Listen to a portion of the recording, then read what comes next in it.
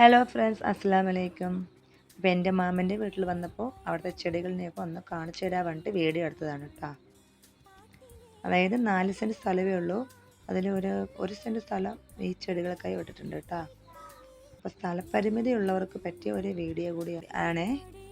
ഈ ചെടികളുടെ പേരൊന്നും എനിക്കറിയില്ല കേട്ടോ. ജസ്റ്റ് ഒന്ന് ഞാൻ കാണിച്ചു തരാൻ മാത്രം. വാഴയുണ്ട്, മാവുണ്ട്.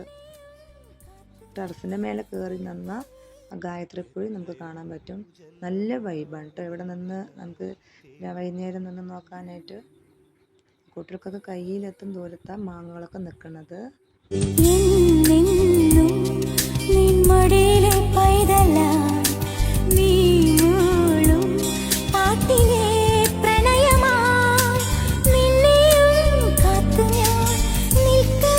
എത്രയോ ജന്മമായി നിന്നെ ഞാൻ തേടുന്നു. വെജിറ്റബിൾസ് ഒക്കെ ടെറസിന്റെ മുകളിൽ വെച്ചിരിക്കുന്നത് കേട്ടോ. കുറേ വെജിറ്റബിൾസിന്റെ ചെടികളാണ് കേട്ടോ ഈ കാണിക്കുന്നതൊക്കെ. ഇത് പേരണ്ടി. ഇന്നലെ ഞാൻ ഇതിന്റെ വീഡിയോ ഇട്ടിട്ടുണ്ടായിരുന്നു. കാണാത്തവർ വന്ന് വെച്ചെന്ന് കാണുക.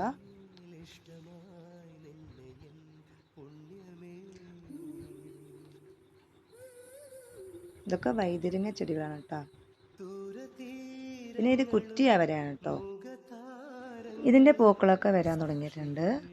അതുപോലെ ഇത് ഡ്രമ്മിൽ വെച്ച് പിടിപ്പിച്ചിരിക്കുന്നത് സപ്പോട്ട മരം. ഇതിൽ 1-2 കായ് വന്നിട്ടുണ്ട് കേട്ടോ. ഇത് കാണുന്നത് പുതിനയാണ്, നല്ല തളർന്ന് വന്നിട്ടുണ്ട്. അതുപോലെ പൊന്നാങ്കണ്ണി ചീരയും കുറേ കിട്ടിയിട്ടുണ്ട്.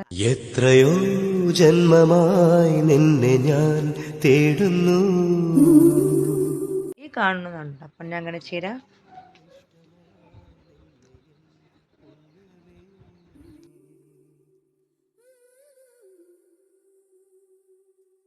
ഇത് മണിത്തക്കാളിയാണല്ലേ.